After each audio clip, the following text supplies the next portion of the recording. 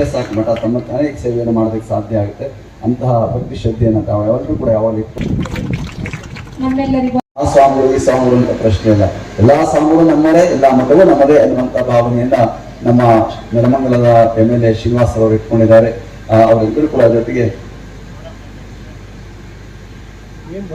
ನಮ್ಗೇನ್ ಕೊಡಕ್ ಕಂಡಿಲ್ಲ, ನಿಮ್ಗಿದೆ ಇನ್ನ ನೀವು ಮಾತಾಡೋದು. ನರಸ್ವಾಮಿ ಹೇಳ್ತಾ ಇದ್ರೆ ಕೊಡಕ್ ಕಂಡಕ್ಟರ್ ಹೋಗಿದ್ದಾರೆ. ಅವ್ರು ಮಾತನಾಡೋದು ಅಂದ್ರೆ ರಾಜಕೀಯದ ಯಾವುದೋ ಮಾತನಾಡಬಾರದು. ಇವತ್ತು ಎಲೆಕ್ಷನ್ ಇರೋದ್ರಿಂದ ನಿಮ್ ಜವಾಬ್ದಾರಿ ಜಾಸ್ತಿ ಇದೆ. ನೀವೆಲ್ಲರೂ ಕೂಡ ನಮ್ಮ ಪೂಜೆ ಹೇಳ್ತಾ ಇದ್ರು, ಇವತ್ತು ಹೆಂಗ್ ಎಲೆಕ್ಷನ್ ವೋಟ್ ಮಾಡ್ಬೇಕು, ಹೆಂಗ್ ಮಾಡ್ಬೇಕು ಅಂತಂದ್ರೆ ಯಾವ್ದು ವೋಟ್ ಮಾಡ್ಬೇಕು ಅಂದ್ರೆ ಎಂತವ್ರನ್ನ ವೋಟ್ ಮಾಡ್ಬೇಕು, ಹೆಂಗ್ ಮಾಡ್ಬೇಕು ಅಂದ್ರೆ ನಮ್ಮ ಬಸವಣ್ಣ ಕೊಟ್ಟವರಪ್ಪ ಅಂತ ಹೇಳಿದ್ರು. ಬಹಳ ಒಳ್ಳೆಯ ಮಾತುಗಳನ್ನ ಪೂಜ್ಯರು ಹೇಳಿದ್ರು.